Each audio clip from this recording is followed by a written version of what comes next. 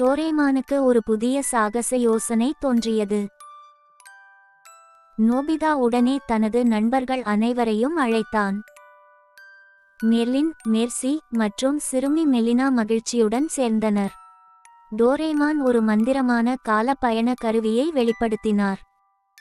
அவர்களுக்கு முன் ஒரு வண்ணமயமான காலச் சுரங்கம் திறந்தது. அனைவரும் ஒன்றாக அந்த ஒளிரும் சுரங்கத்திற்குள் குதித்தனர். அவர்கள் காலத்திலும் விண்வெளியிலும் வேகமாக மிதந்தனர்.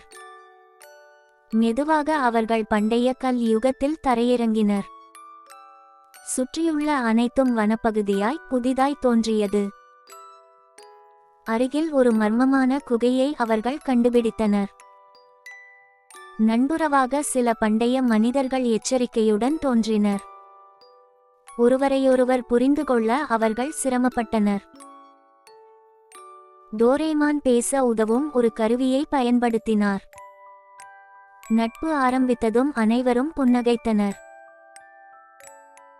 பண்டைய மனிதர்கள் தீயை எவ்வாறு உருவாக்குவது என்பதை காட்டினர்.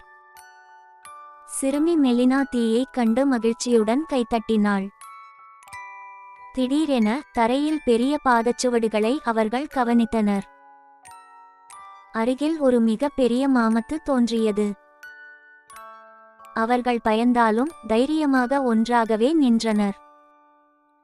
டோரேமான் அனைவரையும் பாதுகாக்க ஒரு பாதுகாப்பு குமிழை உருவாக்கினார். அவர்கள் ஒன்றாக ஒரு எளிய பண்டைய உணவை பகிர்ந்தனர். மெர்லின் குகை ஓவியங்களை வரைய கற்றுக்கொண்டான். கல் யுகத்தின் சூரிய அஸ்தமனம் மிக அழகாக இருந்தது. டோரேமான் திரும்ப வேண்டிய நேரம் வந்ததாக கூறினார். அவர்கள் பண்டைய நண்பர்களுக்கு கையசைத்து விடைபெற்றனர். மீண்டும் ஒளிரும் காலச் சுரங்கம் திறந்தது.